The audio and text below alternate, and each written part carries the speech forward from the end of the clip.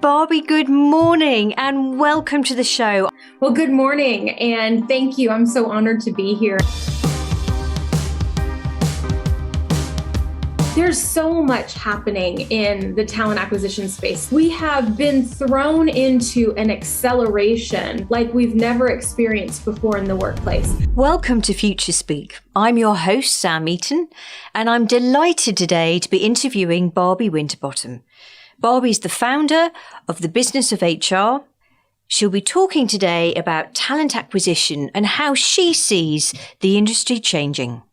Barbie, good morning and welcome to the show. I'm so excited to have you on today.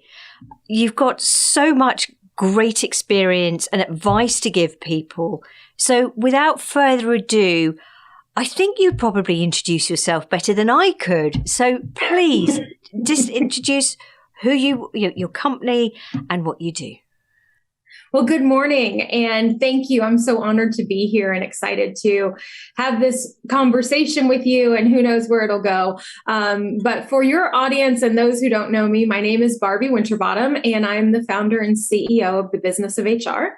And I come into this with over 20 years of experience working in human resources and leadership, from startups to Fortune 50 companies. Since I launched my own firm, I have a passion for helping folks who work in HR to become business leaders who work in the people space. And it's so important, right? For so many years, we've heard HR folks clamoring for a seat at the table. And in order to earn that seat and retain it, we have to speak the language of our business leaders so that they understand that what we have to offer and what we bring is as credible and as important as every other business function within an organization. And so I'm so excited to have this conversation because we're going to talk about so many great things within the HR and talent acquisition space, which is a lot of the work I do today from a transformation perspective and what's happening now and what we can anticipate going forward. Barbie, thank you. And you've just said it. I'd love to hear your views on what are you seeing happening now in that space? What trends are you aware of? There's so much happening in the talent acquisition space specifically, right? We're experiencing the post or pseudo post-COVID great migration or great resignation. And I think that was something we could have anticipated. If we really were thoughtful and take a look at what we have gone through as people over the past now 2 years, we have been thrown into an acceleration like we've never experienced before in the workplace. We've had the industrial age and we've had the information age and all of these great time frames within the world of work. But what we've experienced in the past 2 years has happened so fast that we're now seeing, I think, the results of some of that and how people and workers feel differently about their place in this world and their place in the world of work. And that's really impacting talent acquisition and retention. Folks now understand that they have choices they didn't believe they had before. I think people understand they no longer have to accept mediocrity or toxicity in the workplace like they did before. And oftentimes we talk about this and we're referring to what some might think of as white collar workers or professional or quote unquote higher level workers. And I hate that term, but it is something that most people can relate to. What I think is different now is that everyone recognizes that they have those same choices and opportunities, from folks who are entry level in the workplace and folks who are in food service and hospitality and what we would consider hourly workers. They now understand that they can have and expect a better work environment, a better culture, a better recruiting experience, and better wages, and they're not going to settle for less. So that's impacting talent acquisition in multiple different ways. We now have to reach people in ways that feel organic It's no longer placing a job ad out there and waiting for the hundreds or thousands of applicants to come flooding through, because they're simply not. They have myriad choices and they're being significantly more selective. And what employers are starting to learn, and a lot of the work I'm doing with my clients is helping them to understand that the talent acquisition process starts way before you post a job on a job board or a site, or however you're posting it, however you're sharing it. It starts with branding your organization authentically. It starts with humanizing your workplace. It starts with creating a culture that is accepting of all, and not only accepting of all, but supportive and nurturing for all people. I say this often, and Sam, you've heard me say this, but we don't hang our humanity at the door when we walk into work. And for the past how many, centuries, we have treated workers as one-dimensional beings when we think of them as employees. And we have to understand that we are sophisticated, multi-dimensional consumers, humans with emotions and feelings and thoughts and ideas. And we want a consumer-like experience from talent acquisition and from our employers. And we've got to start integrating that throughout the entire life cycle of that employee, or they're not going to be interested in working with us. And if we do attract them, we likely won't retain them, because other folks are getting on board with this understanding and really working to transform their organizations. Yeah, and there's just so much in that, Barbie, that we're seeing. A couple of points there that I'd love you to go into more detail about.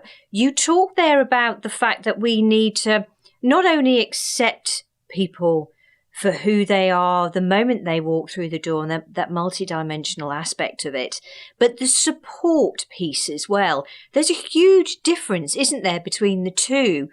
What are you seeing in that regard? There is such a huge difference in that. And there's an analogy I share with a lot of my clients, and I don't know if I've shared this with you before, but it has to do with an ice cream party, which I find if you can share concepts and ideas in the form of story, people tend to really understand it in more meaningful ways. So the story is that your entire company hit a major accomplishment, whether it was a sales goal, an EBITDA goal, or what have you. You launched your biggest product ever, and it was a resounding success. And so as one of the points of reward, the company says, we're going to throw an ice cream party for everyone Friday afternoon at 2 p.m. So everyone in the organization clears their calendars so that they can be down in the meeting space at 2 p.m. The party planning folks take great pains, and they research as many vendors as possible. They want the best quality and the most diversity of flavors and types of ice cream. They get dairy, non-dairy, lactose-free, all the choices, so that everybody in the organization has something that they are able to eat and enjoy. So and to be proactive, we have the ice cream delivered at 10 a.m. that morning so that we can set it all up with all the right dishes and all the right locations, and everything is there. The ice cream is delivered on time, and it's there and it's ready. The employees come down at 2:00 and they're excited about it, and they go to select their ice cream and it's all melted. So whose fault is that? Do we get angry at the ice cream for melting? Do we get angry because we didn't create a safe container to keep that ice cream cold while it was there, so it could be in its optimal form and optimal state at 2:00 for that party? And when we think about diversity and inclusion and acceptance and talent acquisition specifically, we can go out and recruit the most diverse people on the planet, from race, ethnicity, learning styles, abilities, disabilities, every type of diversity possible. But if we don't have a safe space for them that keeps them safe and allows them to thrive as they are, then we are failing from a DE&I perspective. So the acceptance piece is one element, but creating a space that allows them to be nurtured and grow in whatever ways they need it is incredibly important. And it speaks to the individualization of where I think growth and development is now and is going to continue to be going forward. It's not a one size fits all. And we've been dealing with that kind of mentality and living through that mentality for many, many years. We have one learning program. We have one promotional cycle. We have one of everything. And everybody has to do exactly the same thing because we have convinced ourselves that that's what equality means. But we haven't considered what equity means in this regard and what true support and acceptance looks like so that people of all different types and learning styles are able to truly thrive. So when we think about that ice cream analogy, I think it really helps lock that concept in for people when we often struggle to understand it. Yeah, absolutely. And Barbie, it's something that really resonates with me, that whole ice cream story, because, for so many businesses, sadly, today they're still going through that tick box exercise, right? So we're doing the right thing because we can tick that box. And it's got to be that whole hearts and minds piece. Yes. Moving forward, we're also seeing the world of benefits change, right? Because how we work, where we work, the values of the company we want to work with. And we've all seen the stats. Average job tenure now is 2.8 years. But that's an important piece as well, isn't it? That the whole benefits piece. And again, I know you've got some great associations and stories around some benefits that are hugely beneficial to people today. I do. I feel really passionately about this as well, because one of the things I think really keen folks and those who are really dialed in are recognizing from a DE&I perspective is that it's not an initiative. It's not something we can pull off the shelf and say, okay, today we're going to do diversity and inclusion. Tomorrow we're launching a project for equity and acceptance. It has to be a through line and woven into everything we do, from attraction to exit. If we don't have that DE&I lens through every element and every touch point of our contact with people within our organizations, we are not going to really meet the mark from that perspective. And so when we think about benefits, this is another element that I get super excited about. So I do work with folks over at Daily Pay. And when we think about on-demand pay solutions, a lot of folks get a little freaked out. They don't understand what it is because a lot of us have been trained to think about on-demand pay as predatory payday loans. And what Daily Pay has done is they've created and brought forward a product into the marketplace that allows employees to access any earned but unpaid wages at any time through an app on their phone. So when we go back to what we were talking about earlier, that we are sophisticated consumers, right? We live our lives through this little device 24/7. We are banking, we are shopping, we are doing everything we need to do through this little handheld device. Why does our paycheck have to be the old school, we get paid once a month or every 2 weeks?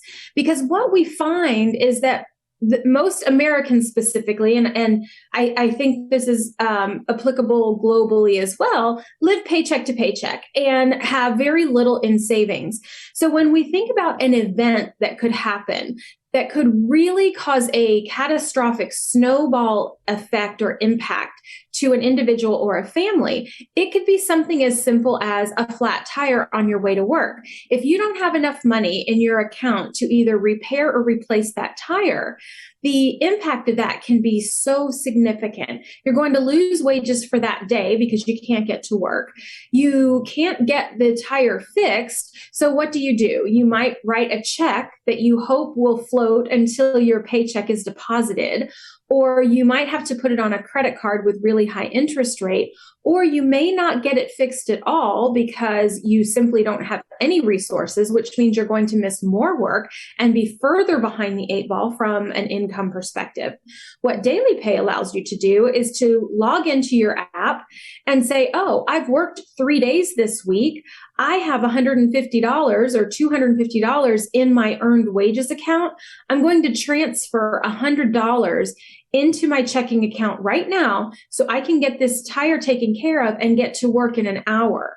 So we eliminate overdraft fees. We eliminate missing work and losing additional compensation, potentially disciplinary action because you didn't give 24 hours notice or you were tardy. So all of these things that we may not think about because we're in a place of privilege impact people throughout the world in ways that we may not recognize.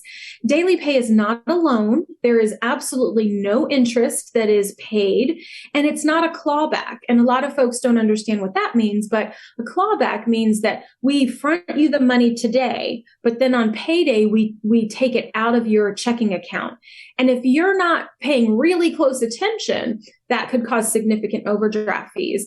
The data that Daily Pay shares with their clients and with everyone is that most users save an average of $1,200 a year on overdraft fees and interest payments. And that money that they're saving could potentially go into their 401k and get matched by their employer, go into a savings account. So they're really changing the way we pay people, which can then create generational differences of wealth accumulation. So when we talk about equity and leveling that playing field, it's not only giving people more access to their own money, but it's also creating an equity space. And their data is so robust about how minorities are significantly impacted, right? It's expensive to be poor.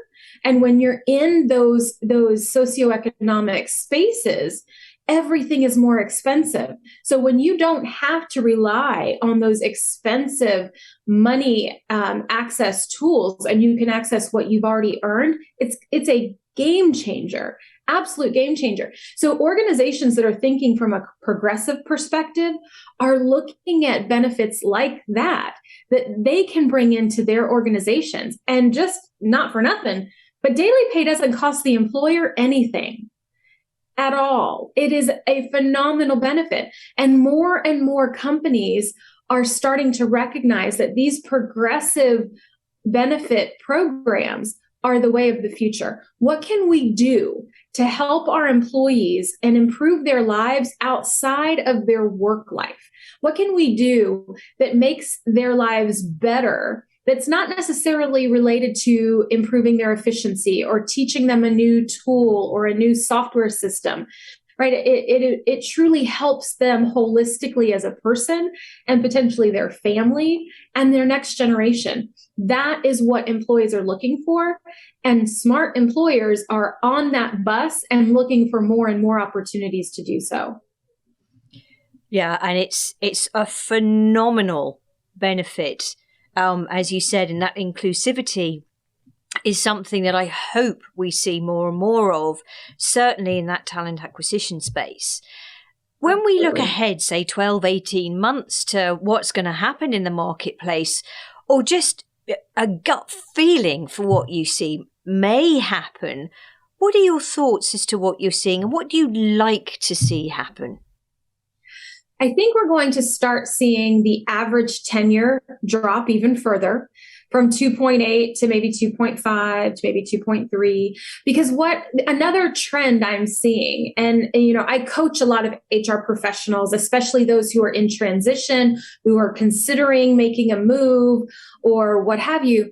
A lot of folks are now realizing that if they accept a position because they were sold a bill of goods, but when they get there, the reality is completely different, they're not staying. The old school mentality was, well, I'm going to stick it out for at least a year. Or I'm going to stick it out for 2 years and then I'll start looking because I don't want to be considered a quote unquote job hopper. People are doing away with that. And they're like, you know what? You told me I could expect this. I was going to have balance in my life. I was going to have support for learning. I was going to have support for whatever it was that I negotiated on the front end. And when that doesn't come to fruition, people are not willing to stay and accept less than what they were promised. So I'm seeing people leave in 3, 4, and 6 months because they don't have to stay. Millions of people around the globe were impacted by COVID and lost their jobs. I'm one of those people, and I launched my own company. Other people figured out ways to survive without being employed by their former employers. And now that we have built that resilience and that recognition that, you know what, maybe it wasn't fun, maybe it wasn't ideal, but we survived, we now know that we are empowered to do what's best for ourselves and our families and our careers. And we're not willing to settle for anything less than what is best for us. So I believe that organizations need to get really honest with candidates, because it's not that a candidate expects perfection. That doesn't exist. What they expect is authenticity, truth, and transparency. If a candidate goes in knowing that for the first 90 days, you're going to be working 9 to 10 hours a day because we have this huge project we're launching, but after that, it will go back to a traditional 8 hours, and we're gonna reduce your work schedule to 4 days a week. Or if you're promised you're going to have learning support, so once a month you'll have access to online learning, or you're going to have administrative support, whatever those things are, and they don't happen, people are not willing to settle. But if you're authentic and you're transparent with them and you give them the knowledge and a realistic expectation, then they can make that choice. We're strong people. We're able to handle a lot, but we need to know what that is going into it. Don't sell us something simply to fill the job and check the box. Sell us the reality and let us make an informed decision. That's really what everybody wants, just the respect of information. Absolutely. Absolutely. And Barbie, I have a very important question for you. If you were stuck on a desert island, what one thing would you take with you? My dog. Yeah, perfect answer. That's a really hard question, but my dog and I and my wife is going to kill me if she sees this. I might get divorced because of you now, but if I could only have one thing, one of us would have to stay around for the children. So if I had to be just me on an island for however long, I would want the company of my dog. I think that's a perfectly acceptable answer. And I love the way then you just did one for the team there and you split everyone up so they were all looking after each other. That is perfectly fine and acceptable.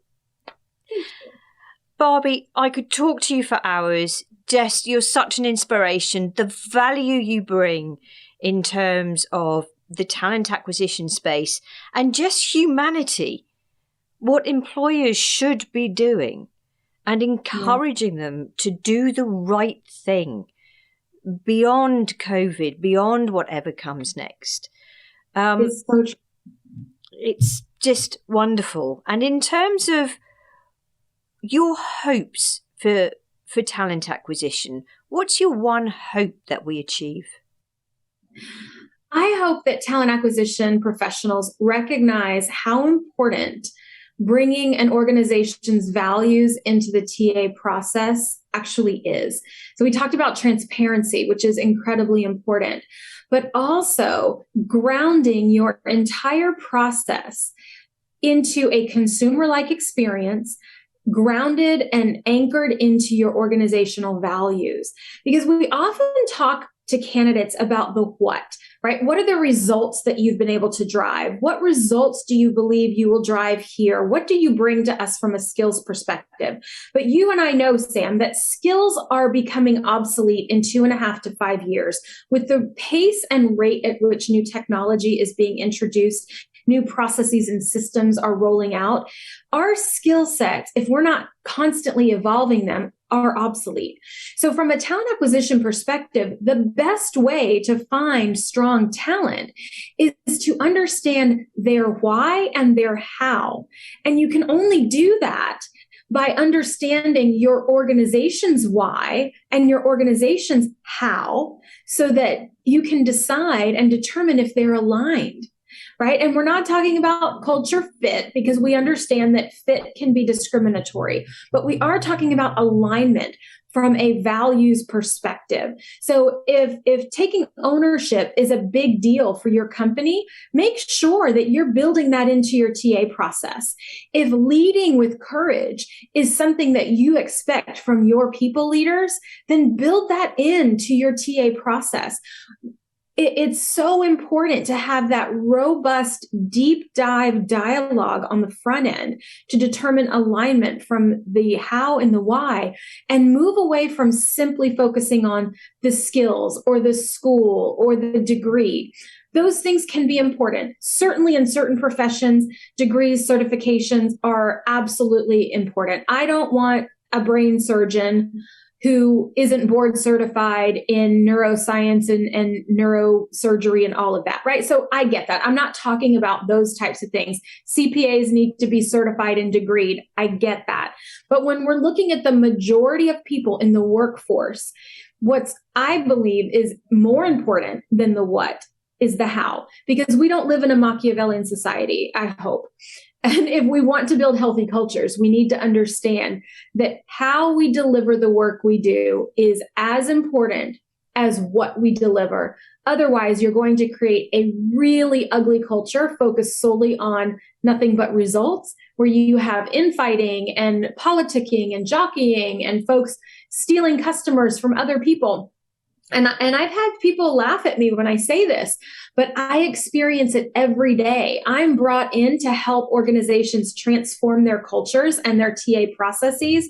And there's a reason they hire me. They hire me because they have these really ugly things happening in their companies, and they need it to be different, and they don't necessarily know how.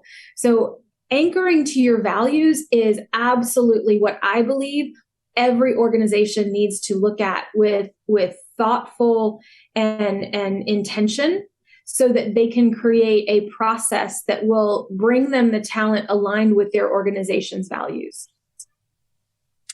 Barbie, thank you. I could talk to you for hours, but I'd like to thank you for your time today and just sharing your experiences and your insights with us.